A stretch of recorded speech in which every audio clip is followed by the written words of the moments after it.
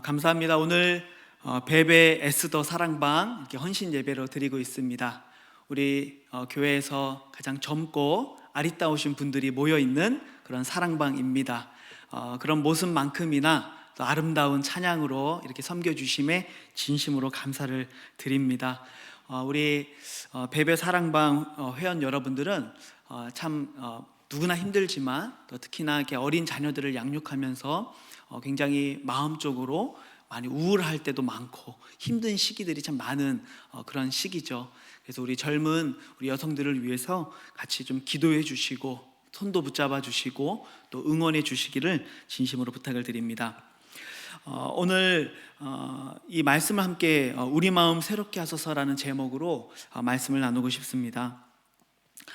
이 성경 시대에는 포도주를 새로 담게 되어지면 이 포도주를 이 양이나 또는 염소와 같은 가축의 가죽으로 만든 이 가죽 부대에 이 포도주를 담게 됩니다. 포도주를 새로 담게 되면 우리가 잘 알듯이 이 포도주가 숙성이 되는 과정 속에서 많은 가스가 발생을 하게 됩니다. 그러면 이 밀폐되어 있었던 이 부대가 어떻게 됩니까? 팽창을 하게 되어지죠. 그 팽창을 하게 되어지는데 이때 이 새로운 가죽 부대는 부드럽고 신축성이 있기 때문에 이 가스가 생기면서 팽창을 해도 이 가죽이 늘어나고 팽창을 하면서 이 가죽 부대가 터지지 않게 되는 것이죠. 그런데 반대로 이 가죽이 오래된 것 또는 이미 한번 썼던 것들, 이런 낡은 가죽 부대는 이제 수분이 적죠.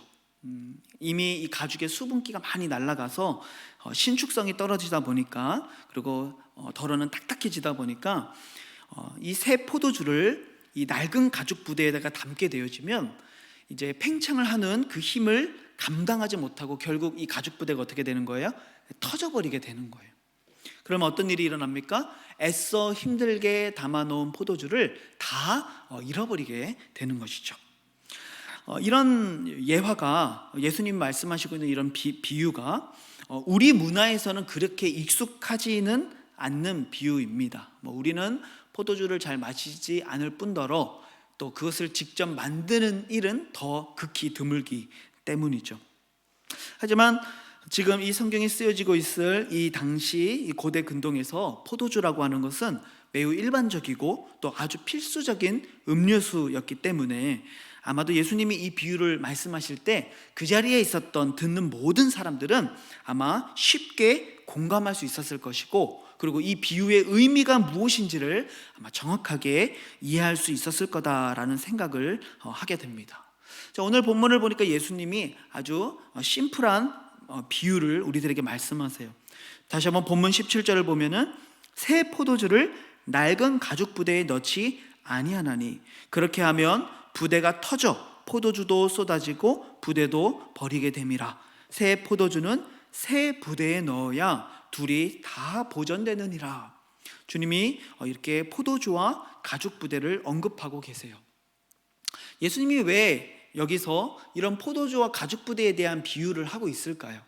예수님이 단지 우리에게 포도주를 담그는 방법이나 그것을 잘 보관하는 방법을 알려주시기 위해서 이 비유를 하는 것은 당연히 아니겠죠. 그러니까 이 비유 속에는 예수님이 우리들에게 말씀해주고 싶은 영적인 의미가 담겨 있다는 거예요. 어떤 의미가 있을까요? 우리의 타락하고 우리의 죽은 영혼, 바로 이 우리의 죽은 영혼으로는 하나님의 영이 거하시는 성령의 전이 될 수 없다는 거예요. 그래서 하나님은 성령의 은혜로 우리를 중생, 즉 거듭나게 하시고, 그래서 결국 우리의 살아난 영에 성령께서 거하시면서 바로 우리의 마음이, 우리의 몸이 바로 하나님의 영이 거하시는 성령의 전이 된다라고 말씀하시는 거죠. 더 나아가 이것은 우리의 영혼뿐만이 아니라 우리의 아주 실제적인 삶과 우리의 가치에 대한 이야기이기도 합니다. 우리가 살아가면서 우리가 추구하는 가치, 우리가 살아가는 삶의 방식과 사고방식 등 이런 것들이 또 우리의 뜻과 생각들, 이런 것들이 우리가 이전에 갖고 있었던 그 마음에서 새로운 마음으로, 새로운 틀로 우리의 마음을 바꾸지 않으면 결코 우리의 삶이 성령님의 인도하심을 따라 살아가는 삶을 살 수가 없다는 말을 하고 있는 거예요. 여러분, 우리들의 삶이 하나님의 은혜가 담겨지는 삶, 하나님의 기적과 능력을 담아내는 삶이 되기를 원하십니까? 그렇다면 우리의 마음이 뭐가 되어져야 된다는 거예요? 낡은 가죽 부대가 아니라 새로운 가죽 부대가 되어져야 한다는 거예요. 왜? 낡은 가죽 부대로는 이 새로운 너무나도 놀라운 하나님의 역사와 능력과 사랑과 그 은혜와 축복을 담아낼 수가 없기 때문에 그렇다는 것이죠. 그래서 우리는 새로운 가죽 부대와 같은 바로 우리의 마음의 틀을 가져야 된다라는 것을 오늘 이 본문을 통해 우리가 생각해 보게 되는 것입니다. 에스겔 선지자가 이 에스겔서에서 두 번이나 이렇게 우리들에게 말씀을 전합니다. 먼저 11장 19절을 보면은 내가 그들에게 한 마음을 주고 그 속에 새 영을 주며 그 몸에서 돌 같은 마음을 제거하고 살처럼 부드러운 마음을 주어라고 말씀하시죠. 여러분, 이전에 이 이스라엘 백성들의 마음, 지금까지 회개하지 않고 돌이키지 않는, 그래서 이 바벨론에 의해 멸망당하게 될 그 심판을 앞두고 있는 이스라엘의 마음이 어떤 마음이라고 여기서 표현하고 있습니까? 돌 같은 마음, 돌 같은 마음이라고 표현해요. 아주 단단하게 굳어져 있는 마음이죠. 근데 성령께서 그의 마음을 새롭게 하셔서 그 돌과 같은 마음을 어떻게 하시겠대요? 살처럼 부드러운 마음을 주시겠다. 또 에스겔 36장 26절에서도 동일하게 이렇게 얘기합니다. 또 새 영을 너희 속에 두고 새 마음을 너희에게 주되 너희 육신에서 굳은 마음을 제거하고 부드러운 마음을 줄 것이다. 이렇게 약속하시죠. 그러니까 이전에 회개하지 않았던, 죄로 물들었던, 이전에 똑같이 세상 사람들과 똑같이 살아가던 그런 교만하고 음란하고 게으른 우리들의 낡은 마음들, 그런 낡은 가죽 부대와 같은 우리들의 마음의 틀로는 절대로 하나님의 은혜를 담아낼 수가 없죠. 그래서 하나님께서는 우리들에게 새 영과 새 마음을 부어주셔서 우리의 육신에서 돌과 같은 마음을 제거하고 굳어버린 마음을 제거하고 우리에게 부드러운 마음, 새로운 가죽 부대와 같은 마음을 우리들에게 주실 거라고 약속하고 있는 거예요. 이것이 성령께서 우리 가운데 역사하시는 일입니다. 우리의 마음을 낡은 가죽 부대에서 이제는 하나님의 은혜를 담아낼 수 있는, 하나님의 그 축복을 담아낼 수 있는 바로 새 가죽 부대처럼 우리의 마음을 부드럽게 하시는 것이죠. 그래서 성령님의 인도하심을 따라 옛 그 낡은 마음들, 그 낡은 가죽 부대들, 그 죄악된 마음들, 이전의 습관들, 잘못된 고정관념들, 이것들 다 버리고 오직 성령께서 우리들에게 갖게 하시는 새 마음, 하나님을 향한 사랑의 마음, 순종의 마음, 하나님을 경외하는 마음, 바로 이러한 겸손한 마음을 품는 그런 부드러운 마음을 가진 사람, 바로 이러한 사람의 마음 속에 하나님의 놀라운 은혜의 역사가 나타나기 시작하는 거예요. 그 은혜의 역사가 너무 커서 뭔가 팽창하고 마치 마태복음 13장에서 주님이 말씀하셨던 것처럼 겨자씨가 처음에는 작은 한 알, 너무나도 작은 씨앗인데 그 씨앗이, 겨자씨가 나무가 자라게 되어지면 어떻게 됩니까? 큰 나무가 되어서 공중의 새들이 깃들여 쉼을 얻을 수 있을 만큼 그렇게 확장되어져 가는 작은 누룩이지만 그것이 반죽 속에 들어갔을 때에 빵을 부풀리게 되어지는 바로 그 천국의 확장성, 그 하나님의 은혜의 확장성, 바로 그것이 우리의 마음 가운데 일어날 때에 바로 이 새로운 마음, 이 새로운 가죽 부대와 같은 마음은 터져버리지 아니하고 그 하나님의 확장되는 은혜를, 커져가는 사랑을, 너무나도 담아낼 수 없을 것 같은 위대하신 하나님의 사랑을 바로 비로소 그 우리의 마음이, 우리의 영혼이 담아내게 된다는 것이죠.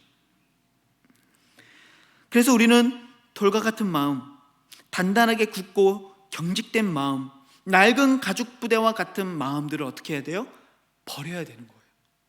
어떤 마음을 가져야 됩니까? 하나님을 사랑하는 마음, 순종하는 마음, 우리의 교만과 음란을 버리는, 이전의 삶의 방식을 버리는 완전히 새로운 틀, 완전히 새로운 가죽 부대를 우리가 가져야만 우리의 삶에 하나님의 은혜를 담아낼 수가 있다는 것이죠. 여러분, 어떤 사람이 이 낡은 가죽 부대와 같은 마음을 가진 사람인가? 성경에 보면 여러 가지 예시들을 우리가 보게 됩니다. 회개하지 않는 사람, 순종하지 않는 사람, 누군가의 조언과 충고를 수용하지 못하는 아주 굳은 마음을 가진 사람, 자기만의 고정관념에 빠져 있는 사람, 겸손하지 못한 사람.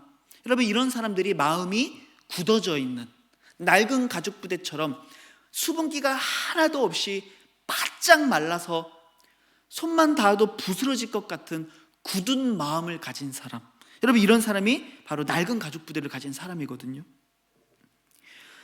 오늘 본문 바로 앞에 있는 이 마태복음 9장 11절에 보면은 이런 말씀이 있습니다. 바리새인들이 보고 그의 제자들에게 이르되 어찌하여 너희 선생은 세리와 죄인들과 함께 잡수시느냐. 예수님이 마태의 집에서 식사를 하시거든요. 마태의 직업이 뭡니까? 세리예요, 세리. 세리는 그 당시에 사람들에게 가장 손가락질 받던, 동족들의 피를 빨아먹는 흡혈귀와 같은 존재, 가장 경멸하고 가장 싫어하는 존재가 세리였어요. 그래서 죄인의 대명사라고 말할 수도 있어요.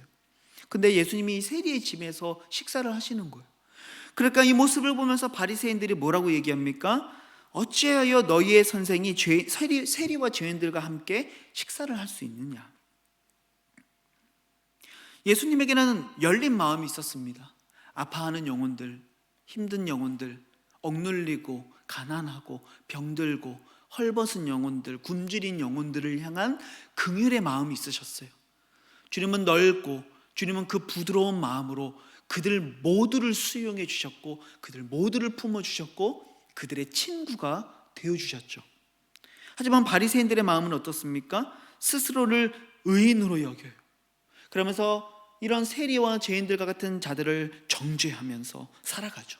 하지만 실제로는 그들이 율법을 지킨다고 하지만 이미 마음에 살인으로 가득했고, 이미 마음에 간음으로 가득했던 그들의 마음을 주님은 지적하고 계시죠. 그래서 주님은 바리새인들을 뭐라고 부르세요? 외식하는 자들이라고 말씀하시는 거예요. 여러분, 이런 사람들이 낡은 가죽 부대를 가진 대표적인 인물들입니다.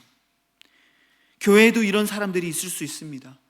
자기는 잘났고 나는 맞고 남은 틀렸다라고 말하는 사람들, 수용해 주지 못하는 사람들, 너무나도 굳어있고 너무나도 경직되어 있는 사람들이죠. 여러분, 이런 낡은 가죽 부대로는 하나님의 은혜를 담아낼 수가 없는 거예요. 마음이 정말 돌처럼 굳어 너무나도 강팍했던 이스라엘의 출애굽 1세대들을 여러분 한번 생각해 보세요. 얼마나 큰 하나님의 은혜를 경험했습니까? 홍해를 건넜어요. 애굽에서 10가지의 재앙을 그들의 눈으로 목도했어요. 근데 그들의 광야에서 보였던 행태가 무엇입니까? 원망, 또 원망하는 인생이었죠. 목이 마르다고 하나님의 원망해요. 배가 고프다고 원망해요. 하나님의 만나를 주었더니 이제는 이 하찮은 음식이 지겹다고, 고기가 먹고 싶다라고 얘기하죠. 참 놀랍지 않습니까? 만나가 하나님이 처음 주셨을 때는 그것이 은혜의 음식이었거든요. 그게 없이는 살 수가 없었어요. 근데 이걸 자꾸 먹다 보니까 뭐라고 불러요? 하찮은 음식. 정말 불경스럽지 않습니까, 여러분? 하찮은 음식이라고 말하고 있는 거예요. 여러분, 결국 이렇게 굳은 마음으로 감사하지 못하고 원망하다가 결국 이 모든 1세대들, 갈렙과 여호수아를 제외한 모든 1세대들은 결국 한 사람도 이 약속의 땅을 밟지 못하고 광야에서 그들의 굳은 마음 그대로 죽게 되어지죠. 여러분, 이것이 굳은 마음을 가진 사람들의 열매, 굳은 마음을 가진 사람들의 인생의 결국이라고 말할 수 있는 거예요. 여러분, 요나 선지자는 어땠어요? 선지자예요. 근데 저 니느웨에 복음을 증거하라는 하나님의 말씀을 들을 때 요나의 마음이 어땠습니까? 단단하게 굳어 있었어요. 너무나도 단단한 고정관념으로 단단하게 굳어져 있었어요. 저 사람들은 복음을 들을 사람들이 아니야. 저 사람은 회개할 사람들이 아니야. 혹 회개한다 하더라도 나는 저 사람들에게만큼은 이 하나님의 말씀을 전하고 싶지 않아. 그래서 이 요나는 이 니느웨로 하나님의 말씀을 전하러 가기는커녕 오히려 정반대로 다시스로 내려가는 배를 타고 멀리 도망가죠. 이것이 바로 요나의 굳은 마음이었어요. 강팍한 마음, 낡은 가죽 부대와 같은 마음. 니느웨의 영혼들을 품을 수 있는 이 마음의 확장성이 하나도 없는 거예요. 결국 그의 인생이 어떻게 됩니까? 바다에 던져지고 깊은 바닷속으로 끝없이 내려가고 결국에는 큰 물고기의 그 뱃속에 갇히게 되어지는, 죽음을 앞두고 있는 그런 인생을 그가 경험하게 되어지죠. 이렇게 경직된 자들의 마음을 통해서 절대로 하나님의 역사가 나타날 수 없고 절대로 이러한 인생에 하나님의 은혜와 축복을 담아내는 삶을 살 수가 없는 거죠. 터져버리는 거예요. 이런 마태복음에 우리가 잘 아는 이 씨 뿌리는 비유를 아마 기억하실 겁니다. 이 네 가지의 땅이 등장하죠. 그 중에 하나가 무엇이냐면 돌밭이에요. 돌밭.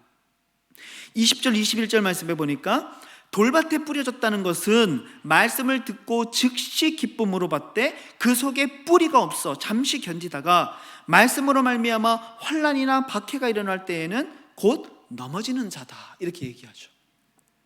그러니까 겉으로 보기에는 흙이 있어요. 그러니까 밭처럼 보이는 거예요. 근데 그 흙 한 1cm, 2cm 밑에는 뭐가 있는 거예요?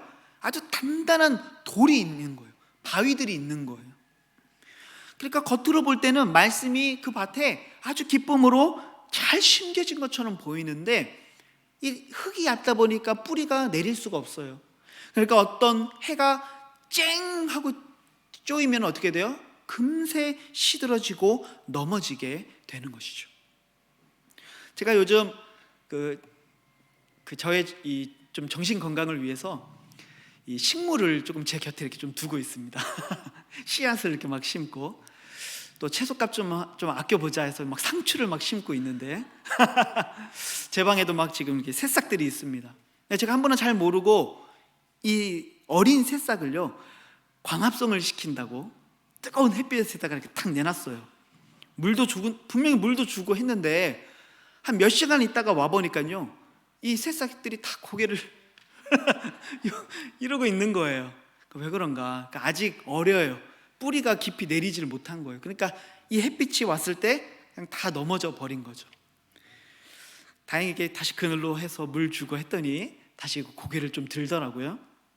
언제 열매를 얻을 수 있을지 모르겠는데 여러분, 이런 돌밭에 돌과 같은 마음을 가진 사람, 이런 사람은 말씀이 뿌리를 내릴 수가 없는 거예요. 넘어지죠.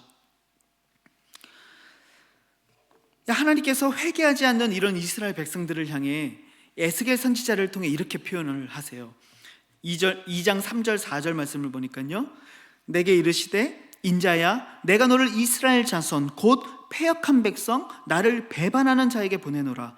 그들과 그 조상들이 내게 범죄하여 오늘까지 이르렀나니, 이 자손은 범죄하는 자손들이죠. 이 자손은 얼굴이 뻔뻔하고 마음이 어떤 자? 굳은 자다. 마음이 굳은 자라고 말씀하고 있어요. 하나님 앞에 회개하지 않는 사람, 너무나도 경직된 마음으로 누군가의 충고도 받아들일 수 없는 사람, 마음을 확장시키지 못하고 어느 누구도 수용할 수 없는 사람, 이런 사람이 바로 돌과 같이 마음이 굳어져 있는 낡은 가죽 부대와 같은 사람이라는 것이죠. 그리고 이런 사람은 절대로 하나님의 은혜를 담아낼 수가 없다. 순종하지 않는 사람도 마음이 굳은 사람이에요. 그래서 사도행전 19장 9절에 보니까 어떤 사람들은 마음이 굳어 순종하지 않고, 이렇게 얘기하죠. 순종하지 않는 사람도 마음이 굳어진 사람이에요. 여러분, 이런 사람들 바로 오늘 낡은 가죽 부대와 같은 사람이라고 말씀하죠. 그리고 이들은 오늘 본문을 다시 한번 집중해 보면 이렇게 말씀합니다. 새 포도주를 낡은 가죽 부대에 넣지 아니하나니 그렇게 하면 부대가 터져 포도주도 쏟아지고 부대도 버리게 된다. 다 버리게 되는 거예요. 그 은혜를 담아낼 수 없는 것이죠. 여러분, 우리의 인생을 한번 돌아보았으면 좋겠습니다.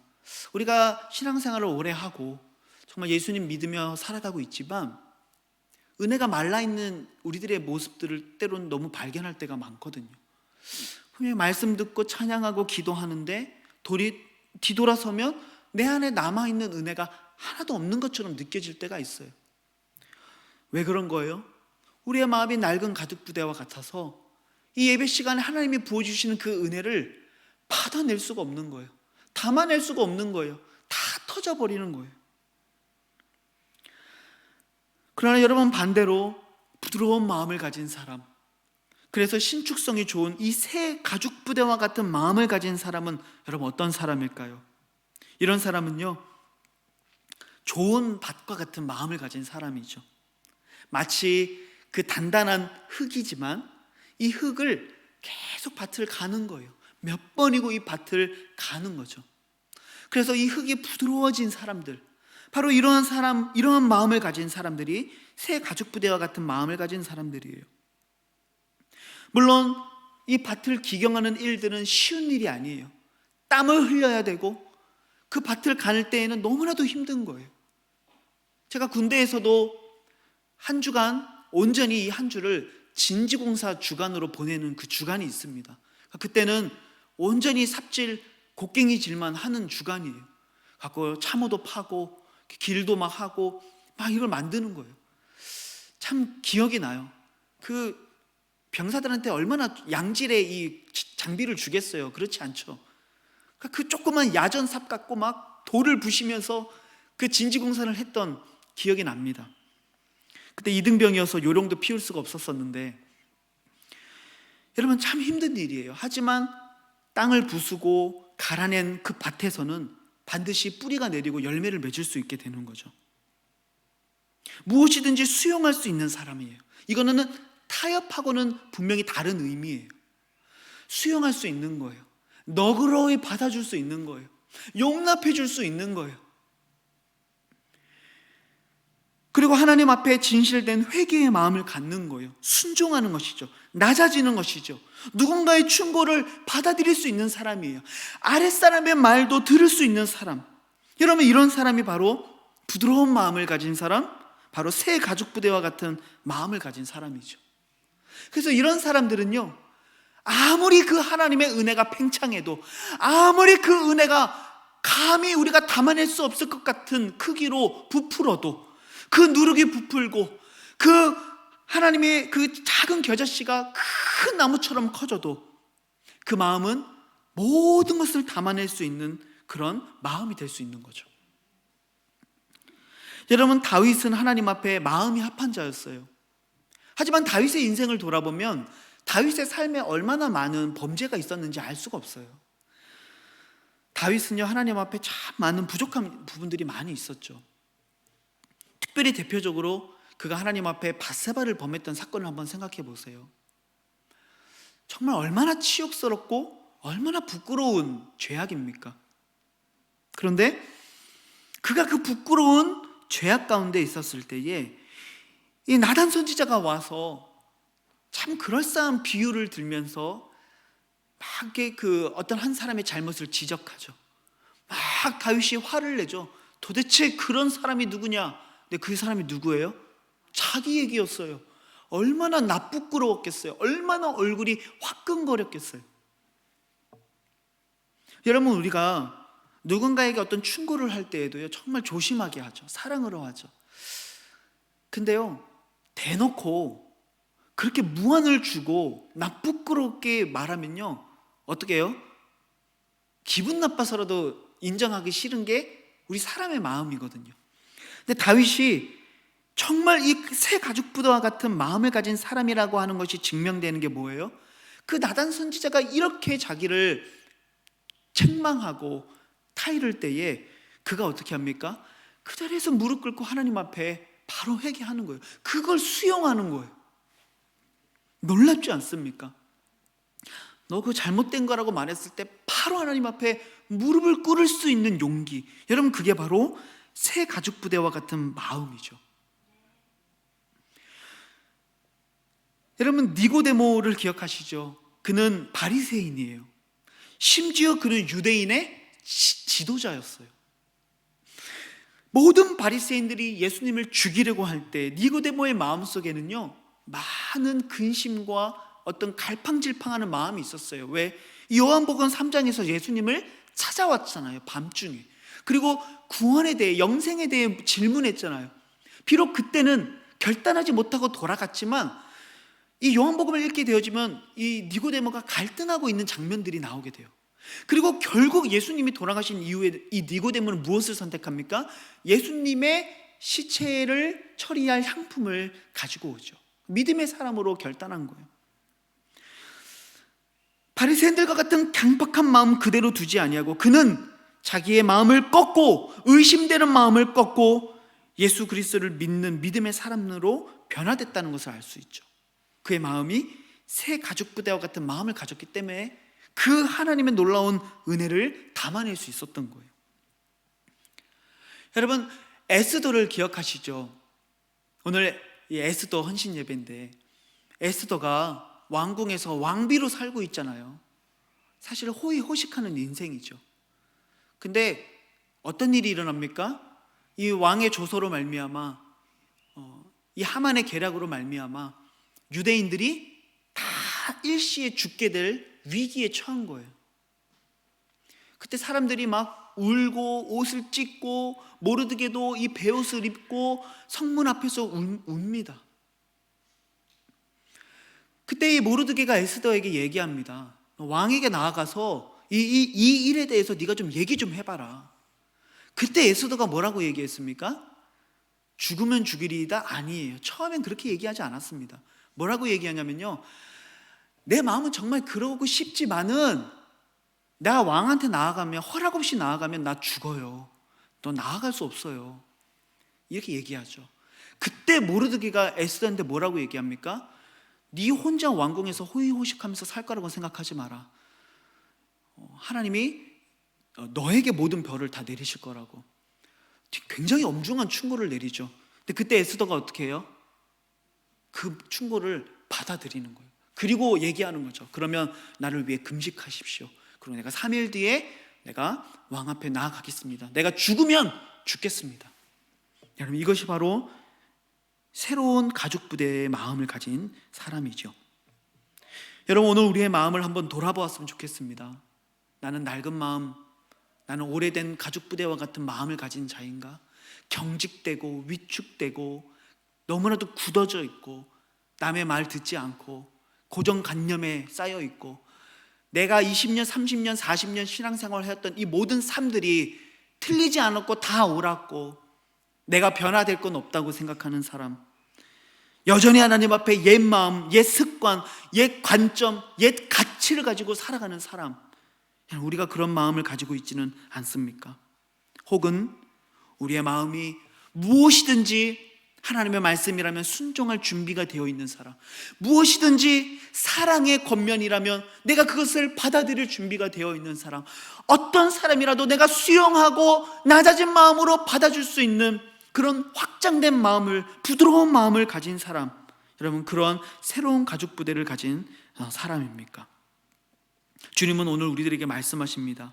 히브리서 3장 8절의 말씀을 보면은 광야에서 시험하던 날에 거역하던 것 같이 너희 마음을 완고하게 하지 말아라.